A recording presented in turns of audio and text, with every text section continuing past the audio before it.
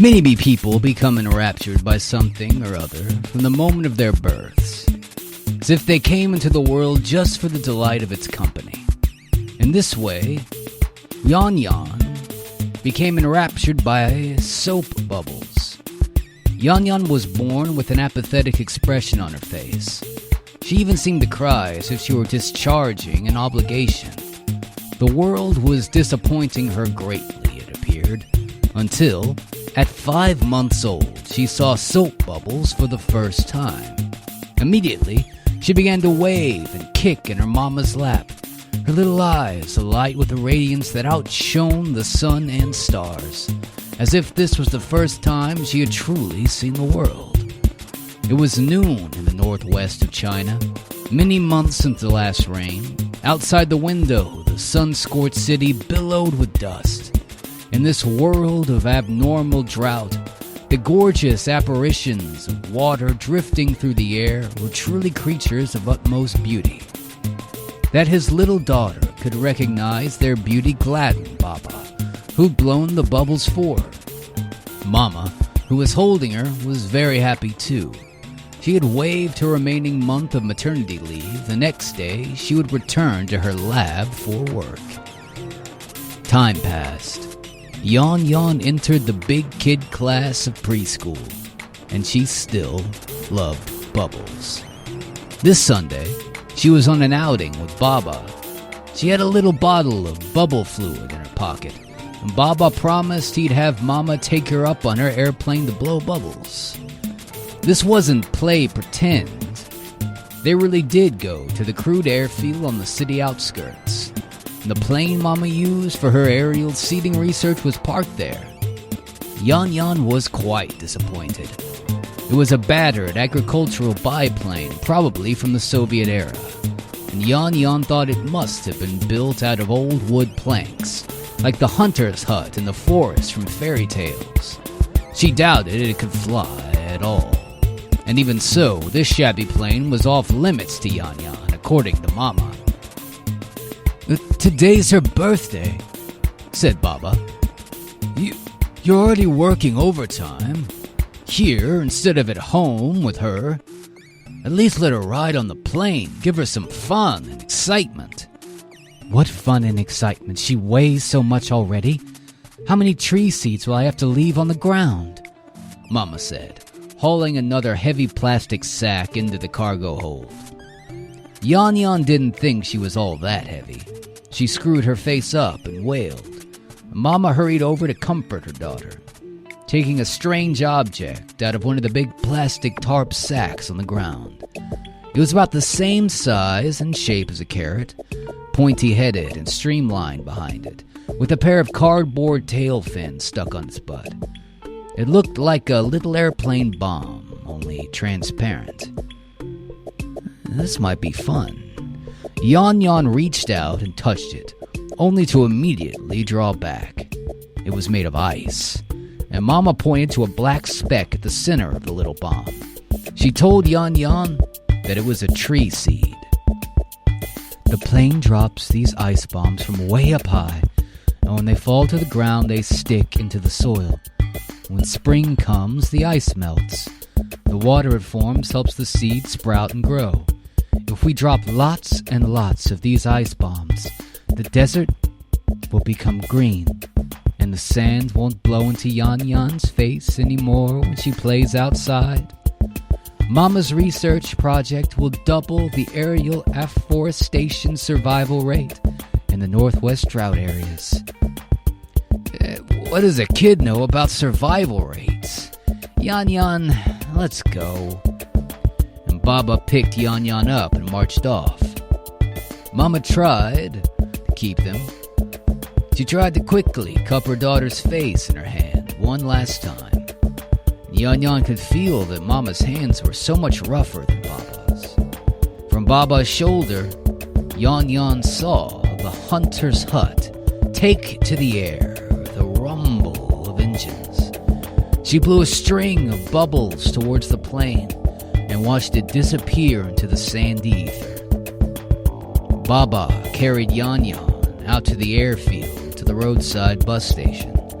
As they waited for a bus pack to the city, she suddenly felt Baba shiver. Baba, are you cold? No, Yan. Didn't you hear something just then? I don't think so. But Baba had heard it. There had been a low explosion, far off in the direction the plane had been flying, so distant that perhaps he registered it with a sixth sense. He jerked his head around to look back the way they'd come, and in front of him and his daughter the drought lands of the northwest stared piteously toward the vault of heaven and above. Time flew onward. Yan entered elementary school, and she still loved Bubbles. And she and Baba visited Mama's grave on King Ming Festival. Like always, she brought along her bottle of bubble fluid. As Baba set his flowers in front of the plain tombstone, Yan blew out a string of bubbles. Baba would have erupted, but her next words left his eyes wet with tears. See you soon, Yan said, pointing at the bubbles floating past the gravestones. Baba smiled sadly, shaking his head, and led his daughter away. They weren't far from where the plane had crashed a few years ago. That year, the seeds of the ice bomb dropped from the sky really did survive, growing into saplings. But the final victor had still been the endless drought. The aerially seeded forest had died to the last tree in the dry, rainless second year. Desertification marched inexorably onward, and Baba turned to look back. The setting sun stretched a long shadow behind the gravestone. The bubbles Yan had blown were all gone now, like the dreams of a woman stuck in a grave, like the beautiful delusion of the Western Development Project. But yet again, time flew onward. Yan entered middle school, and she still loved Bubbles. And later, YaunYaun's father took office as the last mayor of a fading city. YaunYaun got second place in science on her province's college entry examinations. Baba, truly overjoyed in a way that he rarely was, magnanimously asked his daughter if she had anything she wanted as a reward, even something absurd. YaunYaun stuck her open hand, fingers spread in 5 directions. 5? 5 of what? I want 5 bars of Dio brand clear soap. She stuck out her other hand. 10 bags of Tide laundry powder, 20 bottles of white cat dish detergent, and most importantly, I need these chemicals. Buy them in the exact amount I've listed. Getting the chemicals took work on her father's part. He had to ask a bureau deputy director going on a business trip to Beijing, who spent a whole day finding them all. Once she had everything, YaunYaun holed herself up in the bathroom for 3 busy days, filling a big wash tub with some sort of liquid whose smell permeated into every room in the house. The 4th day, 2 classmates came over to deliver a custom-made hoop object, more than 1 meter in diameter, shaped from a long piece of metal pipe pricked with small holes. The 5th day started with a group of visitors. There were 2 cameramen from different news stations, and the mayor recognized attractive ladies as the hostess of an entertainment program on the provincial channel. There was also 2 garishly dressed fellows calling themselves adjudicators of the China branch of Guinness World Records, flown in from Shanghai the previous day. One of them said in a hoarse voice, "Mr. Mayor, your daughter? The air's awfully dry here. I think your daughter is about to set a world record. And the mayor followed the others onto the apartment's building flat rooftop, where he found his daughter and several of her classmates already there. YaunYaun was carrying the big hoop. The wash tub stood in front of them, filled with the liquid she'd mixed. The two adjudicators went to work ejecting 2 posts with unit markings along their length. Only later did the mayor learn what they were used for measuring the diameter of soap bubbles. And once the preparation was done, YaunYaun dipped the hoop into the wash tub. She lifted it out. It was filled with bubble fluid. She carefully fastened the hoop to the end of a long pole, walked to the building's edge and waved the pole so that the hoop drew a wide circle in the air, blowing an enormous soap bubble. The bubble shimmered and undulated in midair as if it were dancing. And later he learned that it was an incredible 4.6 meters in diameter, breaking the Guinness World Record of 3.9 meters previously held by Kaj Luge of Belgium. The composition of the bubble mixture is important, but the real trick is in the hoop, YaunYaun said in response to the TV hostess's questions. The guy from Belgium made an ordinary hoop to blow his bubble, while mine was made by drilling holes along the length of a piece of metal pipe, then bending it into a full circle. The pipe is filled with bubble fluid, and as the bubbles form, the fluid continuously seeps from the little holes, so that as much fluid is available to the bubbles as possible. That naturally allows me to blow bigger bubbles. Then, do you think you can blow an even bigger bubble in the future? Asked the hostess. Of course. It would take research into several important factors in bubble formation, including viscosity, malleability, rate of evaporation, and surface tension. For forming super big bubbles, the last two need the most work. Rate of evaporation needs to be lowered, since evaporation is the main reason why bubbles burst. As for surface tension, do you know why you can't blow bubbles in pure water? Because the surface tension is too small? It's actually the opposite. The surface tension of pure water is too high to trap air. For my next question, what's the relationship between a bubble's surface tension and its diameter? Well, from what you've said, the smaller the surface tension, the larger the bubble. Nope. Once the bubble is formed, as the bubble increases in size, it actually needs the higher surface tension to maintain its walls. You can see the problem here. The surface tension of a fluid is fixed. In that case, if you want to blow a really big bubble, what problem do we need to solve? The hostess shook her head, lost. She was the type hired more for charisma and ease with words than for deeper conversations. And YaunYaun seemed to realize this. Never mind. Let's blow some more big bubbles for our audience.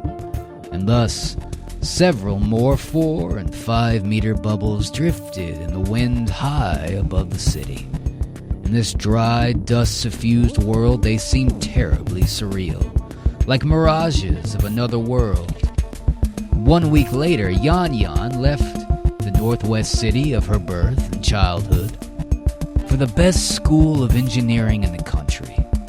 And she was studying nanoscience. But time flew ever onward. YaunYaun didn't blow soap bubbles anymore. YaunYaun completed her bachelor's degree, master's degree, and doctorate, upon which she built a business with a speed that dizzied her father. Using a technique from her doctorate thesis as a starting point, she invented a new type of solar cell that could be manufactured at a tiny fraction of the cost of traditional monocrystalline silicon cells, and adhere in mosaic fashion to completely cover the surface of a building. In just a few years, her business grew to hold assets in the 100 million range, one of the wildly successful entrepreneurships whisked along by the nanotech east wind. YaunYaun's father thus found himself in an awkward situation. In terms of career success, the daughter was now a higher authority than the father. It looked like YaunYaun's homeroom teacher from back then was right.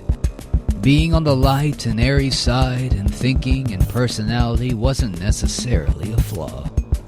This was an era to make this generation grit his teeth.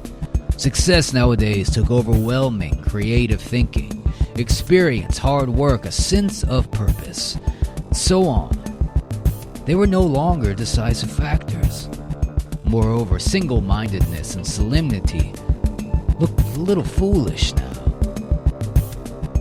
I haven't felt this way in a long time, said the mayor to his daughter, standing on the broad exit terrace in front of the National Center for the Performing Arts. That was the best performance I've ever heard. The singers really were better than the big three of the olden days. YaunYaun knew that opera was one of her father's few pleasures. She'd taken advantage of his business trip to Beijing to invite him to hear a performance by the world's three best tenors of the new generation, given in honor of the impending Olympics. I'd have bought these seats, the best in the house, if I'd known. I was afraid you'd call me a profligate again, so I just bought 2 medium-range seats. How much did they cost? They were cheaper than before. I think they were only 28,000 each. Wait, what? And seeing her father's wide-eyed, slack-jawed impression, if they made you feel in a way you haven't for a long time, even 28,000 was worth it. Maybe you're right. But I still hope you can spend your money in more meaningful ways. YaunYaun, I want to talk to you about something related to the Silk Road City. Can you invest in one of its municipal projects? What is it? We want to build a large-scale water treatment plant. It'll raise the city's water recycling efficiency by an enormous amount. In addition, it will use solar power to desalinate water from salt lakes. If this system could be realized, Silk Road City will be able to survive on a reduced scale. It won't have to disappear completely. How much will it cost? By our preliminary plans, about 1.6 billion. We have sources for most of the required funds already, but we can't get our hands on the money for a long time, and I'm afraid I might be too late by then. That's why we need you to make an initial investment of about 100 million. Baba, I can't. That's all the liquid assets I have right now, and I wanted to use them for a research project. Never mind then. YaunYaun, don't want to hurt your business one bit. To be honest, I hadn't wanted to ask you in the first place. Your investment, break even guaranteed, but the profit would be minuscule. I wasn't thinking about that, Baba. My project would be even worse. Never mind profit, there's no way I would even earn back the investment. Theoretical research? No, but it's not practical research either. I'm doing it for fun. I'm trying to develop a super surfactant. I've come up with the name already, Fly Soul. Its viscosity and elasticity will be orders of magnitudes better than any liquid existing, and its rate of evaporation will be just a fraction of a % of glycerins. And this surfactant will have a special superpower. Its surface tension will change depending on the thickness of the liquid layer and the surface's degree of curvature, anywhere between 100 and 10,000 times the surface tension of water. Okay, what's it for? To blow big. big bubbles. You're joking, right? Who knows? Maybe my entire life is a big joke, but Baba, I don't think there's anything wrong with that. For a person to use their entire life for a joke is sort of a purpose, too. Spending hundreds of millions blowing bubbles. Is there... Oh, there's no point. It's fun, that's all. I've got to say, though, compared to the city your generation spent tens of billions building only to have it torn down, my extravagance doesn't amount to much. You can save the city right here in this moment. But you're using that money to blow soap bubbles. You're really too selfish. I'm living my own life.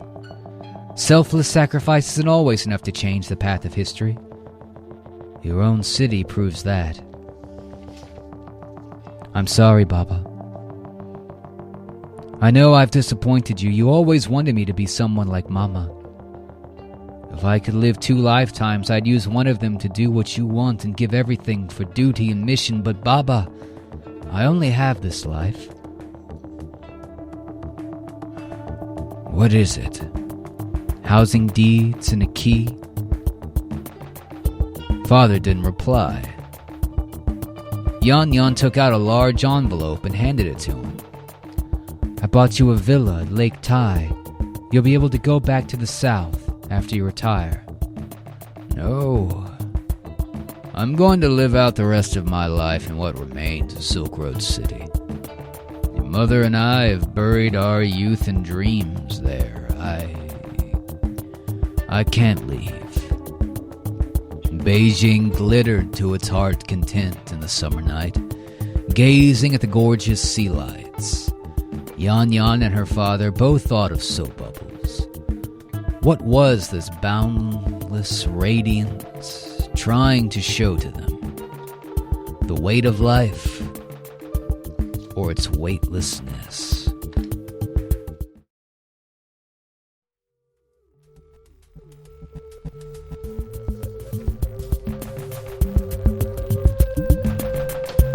One day, 2 years later, the mayor received a call in his office from his daughter. Happy birthday, Baba. YaunYaun, is that you? Where are you? Not far from where you are. I brought you a birthday present. It's been years since you remembered my birthday. Come home at noon then. It's been a month since I've gone home myself. There's just the housekeeper there to keep an eye on things. No, I'll give you the gift right now. I'm at work. The weekly city council meeting's about to start. Not a problem. Open the window and look up. The sky today was clear in every direction, a limpid blue. Rare weather for the area. And the rumble of an engine came from the air. The mayor saw that an airplane was slowly circling in the sky above the city, striking against the blue backdrop. Baba, I'm on that plane right now.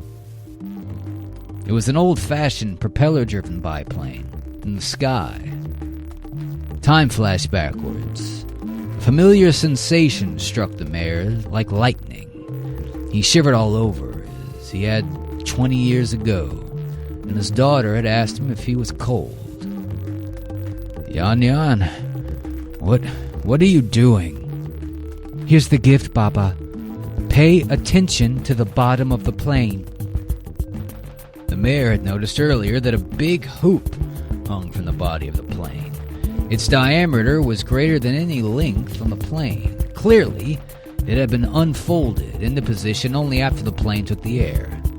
Taken together, the plane and the hoop looked like the flying ring. And later he learned that the hoop was constructed like one of YaunYaun's had used to break the Guinness World Record, made of a tube of lightweight metal filled with nigh supernatural fly soul. A film of fly soul stretched across the hoop, and innumerable small holes allowed FlySoul to continuously flow out of the thin tube that formed the hoop. An astounding sight appeared. Behind the giant hoop, a bubble was emerging. Refracting sunlight, its form wavered in the edge of visibility, and the bubble swelled rapidly.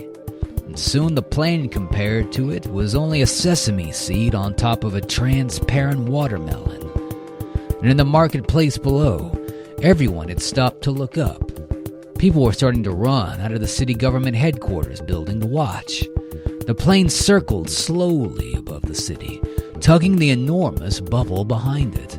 And the bubble had slowed in its growth, but not completely. Gradually, it came to occupy half of the sky, and at last it broke loose from the hoop beneath the airplane, floating independently in the air. Huge patches of light shimmered in the blue heavens, as if the entire sky were a slick piece of cellophane being crinkled by invisible hands under the sun. On close inspection, the flashes of light delineated an enormous transparent sphere that took up most of the sky. The people below had to turn their heads nearly 180 degrees to see it in its entirety. It looked as if the mirror of heaven were casting a crystalline reflection on the earth below. The city began to grow agitated. Traffic jams formed in the thoroughfares. The enormous bubble slowly descended from the sky. Once it was at a sufficiently low altitude, the people below could even see the city's skyscrapers mirrored on the bubble's surface. As it undulated in the wind, the buildings twisted and distorted like a kelp forest under the sea. The broad bubble membrane pressed down inexorably, and people instinctively shielded their heads with their arms. And when the bubble touched the ground, those exposed outside felt a brief itch on their faces as their bodies passed through the membrane. The bubble hadn't popped. Instead, it had formed a spherical dome, nearly 10 kilometers in diameter with the ground. The city and the surrounding industrial plants were now trapped in the bubble. It wasn't on purpose, it really wasn't, YaunYaun's said into the camera. Under normal conditions, the bubble would have floated away in the breeze. Who knew today's wind would be so much weaker than usual? That's why it fell and covered the city. The mayor watched the emergency report, which had interrupted the city's television station's normal programming. He saw his daughter, wearing a leather aviation jacket, open at the front to reveal a blue work uniform underneath, and beneath her was the old-fashioned biplane. Time flashed backwards again. So alike. They look so alike. And the mayor's heart melted, tears spilling from his eyes. And 2 hours later, the mayor and the newly established emergency team drove to the bubble wall at the city outskirts, and YaunYaun and several of her engineers were there, well ahead of them. Baba, isn't my super bubble amazing? YaunYaun had lost her earlier panic, her face alight with inappropriate excitement. The mayor paid no mind to his daughter, raising his head to consider the bubble's surface. The vast sheet of membrane shimmered in the rainbow colors under sunlight, intricate patterns of diffraction on its surface shifting and morphing hypnotically in a bewitching sea of all the universe's colors. The membrane was transparent, so that the outside world could see through it. A certain distance up, the iridescence disappeared. From the air, it would be impossible to see the membrane. The mayor reached out a hand and carefully touched the super bubble, and the back of his hand itched very faintly. It was already on the other side of the bubble. The membrane might only be a few molecules thick. He drew his hand back through, the membrane instantaneously returned to its original form. The pattern of iridescence had been unchanged, as if nothing had been interrupted. The others also began to touch the membrane, then waved their hands in an attempt to tear it, then at last evolved into flailing punches and kicks, but none of it made a difference to the membrane. Every assault passed through the bubble without resistance, after which the membrane restored itself perfectly. With a wave of his hand, the mayor halted everyone's futile efforts. He then pointed to the highway in the distance. The others saw that the traffic on the highway was passing through the membrane undisrupted, even at their high speeds. It's like a soap bubble membrane. Solid objects can pass through, but not air. Air, not being able to pass through it is a problem. The air quality in the city is rapidly deteriorating, the mayor said, glaring at his daughter. Everyone looked up and saw that an enormous white dome-shaped cap had appeared in the sky above the city. The membrane was trapping the smoke from the city and industrial plants in the mold of the super bubble. If one were to observe the city from a distance right now, perhaps they'd be seeing a towering hemisphere of milky white. We may need to shut down the power plant and the chemical plant to slow down the rate of pollutant release, said the leader of an emergency team. But the most serious problem is the rising temperatures inside the bubble. Right now, the city is effectively inside a sealed greenhouse, without air exchange with the outside world. It's the middle of summer, and the heat from the sun is building up quickly. According to our calculations, the temperature inside the bubble will eventually peak at 600 degrees Celsius. Up to now, what method have we tried destroying the super bubble? Asked the mayor. Well, an hour earlier, we had Army aviation people fly their helicopters to the top of the bubble, trying to use the propellers to tear it open. But it didn't work, answered the officer from the local garrison. Then, we set explosives where the bubble met the ground, and the explosion only made the bubble ripple a while, without causing any damage. Even more incredibly, the membrane instantaneously extended into the blast crater, traveling right along the bottom without any gap. How long will it take the bubble to burst naturally? The mayor asked YaunYaun. Well, bubble rupture is primarily caused by evaporation of the fluid membrane.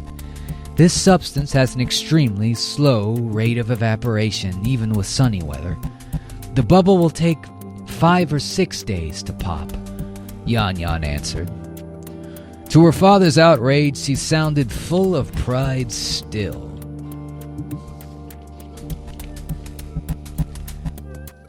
Three hours later, the bubble popped, and people in the city heard a soft tinkle of breaking in the space between heaven and earth. Crisp and clear, echoing for a long time after, as if a string in the instrument of the universe had been very gently plucked. Black smoke pressed upward along the bubble's inner surface, gathering into enormous black hands pressing down, had plucked it and popped it. It's weird, Baba. You didn't blow your top like I thought you would, YaunYaun said, and her father stood on the roof of the city government building, watching the super bubble burst. I've been considering something, YaunYaun. I'd like you to answer a few questions for me seriously. About the super bubble? Yes, I want to know, since the bubble membrane is impermeable to air from the outside, would the super bubble also be able to retain moist air on the inside? Well, of course. In fact, towards the end of FlySoul's development, I thought of a possible practical application for the super bubbles. Giant greenhouses. They could form miniature climate zones in winter, providing temperature and humidity levels suitable for a crop growth over large areas. Of course, that would require longer lasting bubbles. The second question: can you make a super bubble float a long way on the wind, say a few thousand kilometers? Well, yeah, that's not a problem. Heat from the sun accumulates in the bubble, so the air inside expands and creates buoyancy like a hot air balloon. The super bubble today fell only because it was formed too low in altitude with too weak of a breeze. Third question: can you ensure that the super bubble bursts after a specific length of time? That is doable. We'd only need to adjust the concentration of one of the ingredients to change the solution's rate of evaporation. And last question: given enough investment money, can you blow millions, even billions, of super bubbles? YaunYaun's eyes widened with surprise. Billions? Picture this in your mind. Above the faraway sea, countless super bubbles are forming, propelled by the strong winds of the stratosphere. They'll set sail on a journey to ultimately arrive in the sky above northwest China, then burst in unison, scattering the humid ocean air they formed around into our dry air. Yes, with super bubbles, we can bring in the moist air from the seas to the northwest. In other words, we can bring rain. Shock and emotion left YaunYaun speechless for a time. She could only look at her father, stunned. YaunYaun, you gave me a glorious birthday present. Who knows? Today might prove the birthday of the Northwest, too. And the cold wind of the outside world was blowing over the city. Without the super bubble to confine it, the white dome of smog was slowly coming apart in the breeze. In the eastern sky, an odd rainbow had appeared. When the super bubble burst, the FlySoul in the membrane had scattered into the air to form it. The enormous engineering project to airily divert water into western China took 10 years. In these 10 years, vast sky nets were built in China's southern waters. The nets were constructed from thin tubes covered in tiny holes. Each eye in the net was hundreds, even thousands of meters in diameter, similar to the hoop that had blown the super bubble 10 years ago. And each net had thousands of such apertures. There were two types of Skynet: land-mounted and aerial. The land-mounted Skynets were placed along the coastline, while the aerial Skynets hung from a giant tethered balloon at high altitude, several kilometers above.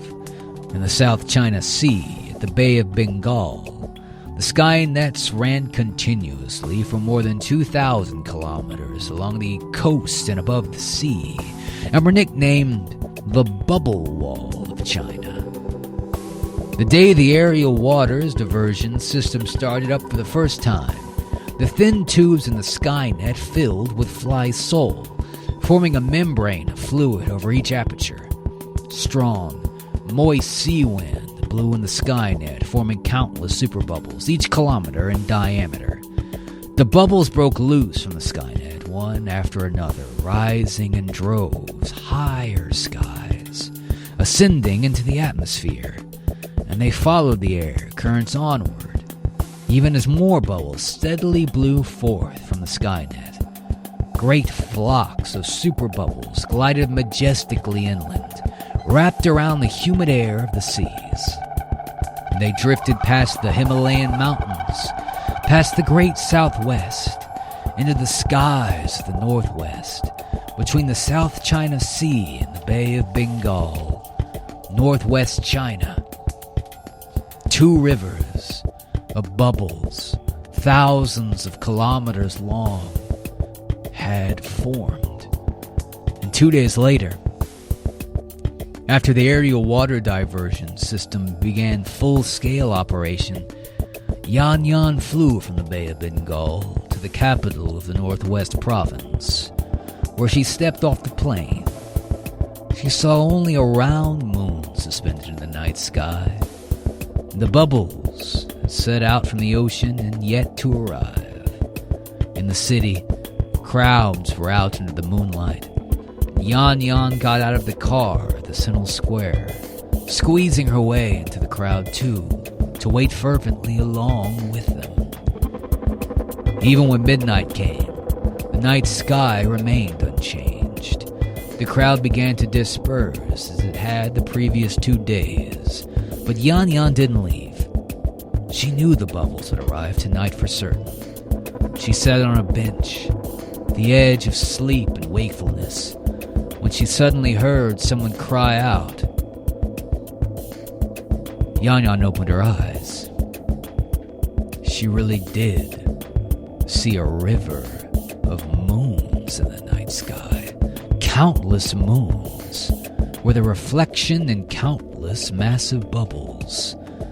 Unlike the real moon, they were all crescents, some curving up, some curving down, and all of them so translucent and jewel-like that the real moon seemed plain in comparison. Only by its unchanging location could it be distinguished from the mighty current of moons crossing the sky. From that point on, the sky over northwest China became the sky of dreams. And during the day, the drifting bubbles were hard to see. They were just a reflection off the membranes, everywhere in the blue sky, that made it look like the surface of a lake rippling under the sunlight. On the ground, enormous but faint shadows traced the slow passage of the bubbles. The most beautiful moments were at dawn and dusk, when the rising of setting sun on the horizon would limn the rivers of bubbles in the sky with radiant gold. But these lovely scenes didn't last for long. The bubbles above popped, one after another. More bubbles were rolling in, but clouds were beginning to gather in the sky, obscuring the bubbles. Next, in the season that had been the driest of all previous years, a slow, steady drizzle drifted down from the sky. And amid the rain, YaunYaun arrived at the city of her birth. After 10 years of evacuation, Silk Road City had become quiet and empty. Unoccupied skyscrapers stood silently in the rain. And YaunYaun noticed that these structures hadn't truly been abandoned. They were well preserved, the glass in the windows unbroken. The whole city seemed to be in deep slumber, waiting for the day of revival it knew would come. The rain tamped down the dust, leaving the air fresh and pleasant. Raindrops tickled deliciously cool on the face. And YaunYaun strolled along the streets she knew so well. Streets through which her father had led her by her small hand countless times, in which countless soap bubbles she'd blown had scattered. A childhood song resounded in YaunYaun's heart. And suddenly she realized that she really could hear the song. The sun had set now, and in the city descended into night. Only one window shone with light from within. It belonged to the second floor of an ordinary apartment building, her home. And the song came from there. YaunYaun stepped in front of the building. The surroundings were clean and well kept. There was even a vegetable patch, and the plants in it growing healthy. tool cart stood on one side, fitted with big metal buckets, clearly used to carry water from elsewhere for the plants. And despite the obscuring darkness, one could sense the breath of life here. And the dead silence of the empty city had beckoned YaunYaun like an oasis in the desert. YaunYaun climbed the well-swept stairs and gently pushed open the door to her home. And her father was reclining on the couch, his hair grizzled under the lamplight, contentedly humming the old children's song. He held the little bottle that YaunYaun had used to carry bubble liquid as a child, and the little plastic hoop, and he was blowing a string of multicolored bubbles.